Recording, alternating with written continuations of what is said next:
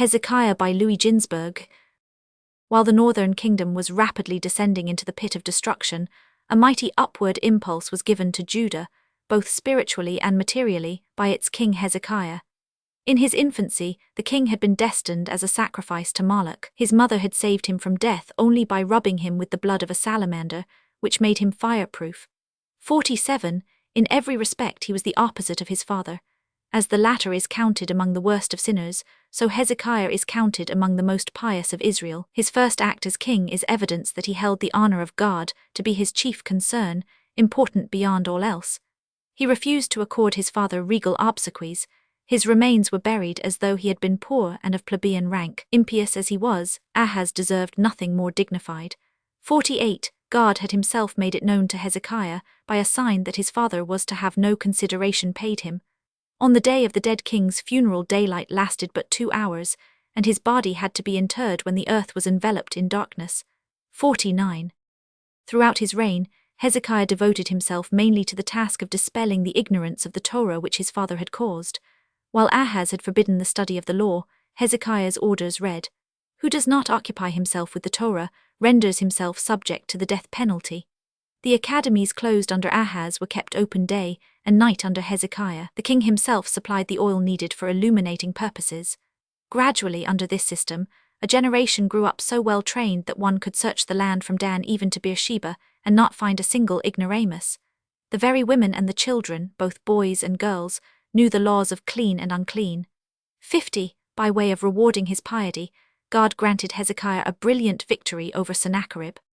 This Assyrian king, who had conquered the whole world, 51, equipped an army against Hezekiah like unto which there is none, unless it be the army of the 4 kings whom Abraham routed, or the army to be raised by Gog and Magog in the Messianic time. Sennacherib's army consisted of more than 2.5 millions of horsemen, among them 45,000 princes sitting in chariots, and surrounded by their paramours, by 80,000 armor-clad soldiers, and 60,000 swordsmen. The camp extended over a space of 400 parasangs, and the saddle beasts standing neck to neck formed a line 40 parasangs long.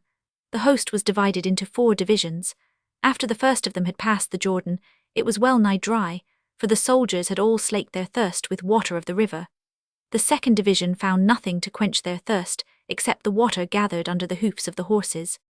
The third division was forced to dig wells, and when the 4th division crossed the Jordan, they kicked up great clouds of dust. 52. With this vast army Sennacherib hastened onward, in accordance with the disclosures of the astrologers, who warned him that he would fail in his object of capturing Jerusalem if he arrived there later than the day set by them. His journey having lasted but 1 day instead of 10, as he had expected, he rested at Nob. A raised platform was there erected for Sennacherib, whence he could view Jerusalem. On first beholding the Judean capital, the Assyrian king exclaimed, "What, is this Jerusalem, the city for whose sake I gathered together my whole army, for whose sake I first conquered all other lands? Is it not smaller and weaker than all the cities of the nations I subdued with my strong hand?" He stretched himself and shook his head, and waved his hand contemptuously toward the Temple Mount and the sanctuary crowning it. When his warriors urged him to make his attack upon Jerusalem, he bade them take their ease for 1 night, and be prepared to storm the city the next day. It seemed no great undertaking. Each warrior would but have to pick up as much mortar from the wall as is needed to seal a letter, and the whole city would disappear. But Sennacherib made the mistake of not proceeding directly to the attack upon the city. If he had made the assault at once, it would have been successful, for the sin of Saul against the priest at Nob had not yet been wholly expiated. On that very day it was fully atoned for. 53. In the following night, which was the Passover night, when Hezekiah and the people began to sing the Hallel Psalms. 54. The giant host was annihilated. The archangel Gabriel, 55, sent by God to ripen the fruits of the field, was charged to address himself to the task of making away with the Assyrians, and he fulfilled his mission so well that of all the millions of the army Sennacherib alone was saved with his 2 sons, his son-in-law, 56, Nebuchadnezzar and Nebuzaradan. 57. The death of the Assyrians happened when the angel permitted them to hear the song of the celestials. 58. Their souls were burnt, though their garments remained intact. 59. Such an end was too good for Sennacherib. To him a disgraceful death was apportioned.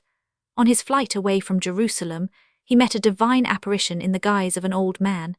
He questioned Sennacherib as to what he would say to the kings allied with him In reply to their inquiry about the fate of their sons at Jerusalem, Sennacherib confessed his dread of a meeting with those kings.